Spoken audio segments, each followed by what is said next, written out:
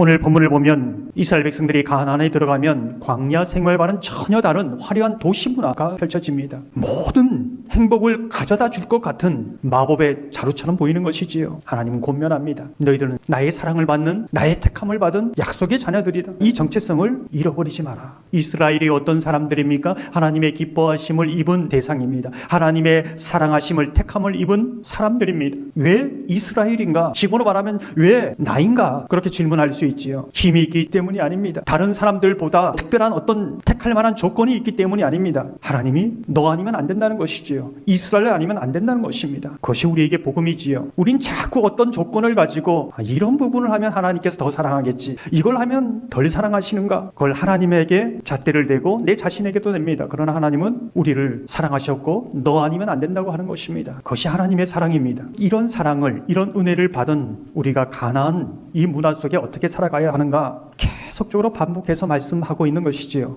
오늘 본문을 묵상하면서 딱 한 구절이 저에게 다가왔습니다.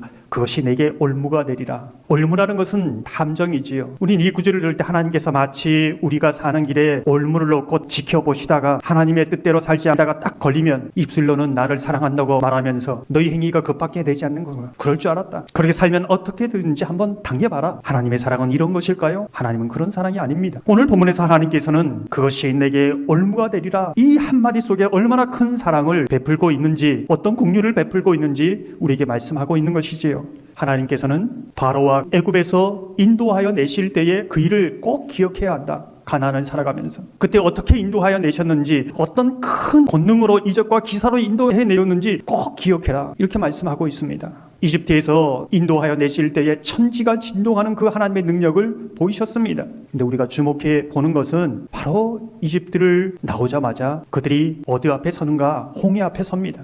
홍해 앞에 설 때에 그들이 어떻게 반응하는가? 불평을 쏟아놓습니다. 원망을 쏟아놓습니다. 전혀 하나님이 능력을 경험하지 못한 자처럼 그렇게 행동합니다. 말합니다. 모든 것이 모세 때문이라고 말합니다. 이 이스라엘 백성들의 모습 속에서 우리의 모습을 보는 것이지요. 왜 이스라엘 백성들은 그렇게 말하고 행동할 수밖에 없었는가? 그들이 믿은 하나님은 능력의 하나님입니다. 그 능력이 있다면 홍해를 두지 말아야지요. 홍해가 없어야지요. 탄탄대로여야지요. 이걸 그냥 없앨 수 있는, 걷어낼 수 있는 하나님의 능력은 어디 있냐는 것이죠. 하나님의 능력이 다 소진해버렸는가? 자기가 원하는 하나님, 그 하나님만 보는 겁니다. 그것이 올무가 된 것이지요. 하나님이 그들을 인도하시는 그 섭리와 내가 원하는 그 하나님 사이에 갭이 있고 차이가 있는 겁니다. 거기에 걸린 것입니다. 이스라엘 백성들의 삶만 그럴까? 우리 삶은 그렇지 않을까? 하나님의 능력은 홍해가 없는 것이 아니라 홍해라는 현실 속에서 우리를 삼킬 것 같은 그 상황에 조차 피할 길을 내시고 지고 망하는 그 자리라 할지라도 승리를 주신다는 그 믿음이 있는가? 그렇게 믿음으로 반응할 수 있는가? 그것을 묻고 있는 것입니다. 내가 보기에는 전혀 길이 없어도, 어쩌면 망하는 길이어도, 어쩌면 문제가 해결되지 않아도 하나님은 여전히 우리 가운데 계시고 실패하지 않는다는 것을 믿는가?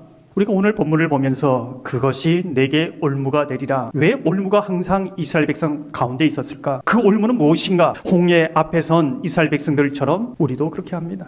우리가 항상 이겨야 좋은 신앙이고 믿음이 좋은데 질 때가 있지 않습니까? 승승장구해야 하는데 그것이 신앙이 좋은 것이고 하나님의 복을 받은 것인데 막히고 얽히고 실패하지 않습니까? 힘이 있고 돈이 있고 빽이 있어야 신앙이 좋은 것인데 너무나 못나는 것처럼 살아가는 삶의 현실을 볼 때 어떤 생각을 하십니까? 무엇이 잘못된 것인가? 어디서부터 잘못된 것인가? 내 믿음이 좋은 것인가? 신앙에 혼란이 오기 시작하는 것이지요. 우리가 여호수아를 지나 사사기를 보면은 모세가 우려했던, 하나님께서 우려했던 그 일들이 일어납니다. 사사기 6장 6절을 보면 이렇게 말씀합니다. 이스라엘이 미디안으로 말미암아 궁핍함이 심한지라 이에 이스라엘 자손이 여호와께 부르짖었더라. 이 구절에서 우리가 주목해서 봅니다. 왜 이스라엘이 하나님께 부르짖었는가? 올무에 걸려서 부르짖고 있지요. 근데 이 부르짖는 것이 너무나 고통스러워서 하나님, 이제 제가 잘못했습니다. 하나님밖에 없습니다. 이렇게 해서 회개하면서 부르짖는 부르짖음인가? 아니라는 것입니다.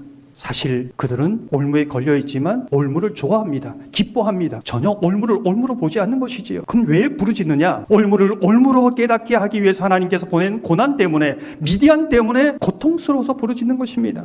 그 부르짖음은 회개의 부르짖음이 아닙니다. 그 고난 속에서 온 이스라엘 백성들이 영적 대각성을 하며 하나님 앞에 엎드려 기도하면서 눈물을 흘렸는가? 그런 구절은 없습니다. 마치 홍해 앞에 선 이스라엘 백성들처럼 하나님을 향하여 왜 이런 상황을 주십니까? 하나님은 살아계십니까? 능력이 있습니까? 힘들어 죽겠습니다. 고난 때문에 힘들어서 하소연하는 부르짖음이었습니다. 정말 하나님 앞에 전심으로 기도하는 그런 부르짖음이 아니었지요.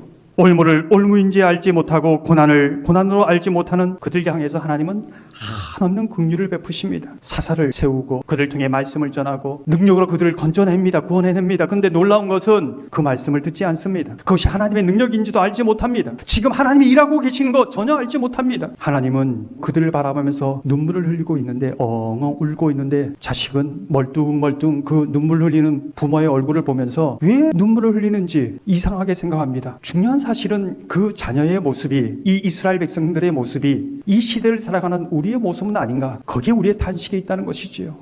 지금도 함께 계시고 사사를 보내시고 능력을 베푸시고 말씀을 주시는 그 하나님의 계심을 생생하게 보고 함께 걸어가는 사람들, 그 사람들을 그루터기 신앙을 가진 사람들, 그런 교회를 그루터기 교회라고 말합니다. 그런 교회, 그런 사람을 통해 하나님의 역사는 이어져 가고 있다는 것이지요. 그러면 하나님은 포기해도 되는데 포기하지 못하면서 왜 끝없는 긍휼을 베푸는가? 그들 가운데 정말 올무를 올무로 알고 고난을 고난으로 알고 정말 하나님을 전심으로 찾으면서 많은 사람들이 그루터기 신앙인으로 하나님의 사람으로 그 그림자를 가지고 살아가기를 원하시기 때문에 그렇지요. 그걸 기다리신다는 겁니다. 천년을 하루같이 한 사람이라도 회개할 그 사람을 기다리신다는 것이지요. 저는 이 말씀을 보면서 내 삶의 올무를 올무로 보지 못하고 고난을 고난으로 보지 못하는 그 이스라엘 백성들의 모습이 저의 모습과 이렇게 중첩이 되어 봅니다. 하나님 긍휼히 여겨 주옵소서. 정말 이 시대의 그루터기 신앙인으로 그루터기 교회로 살게 하여 주옵소서. 그런 기도를 드립니다. 저와 여러분이 이 시대의 그런 사람으로 살아가는 은혜가 있기를 소망합니다.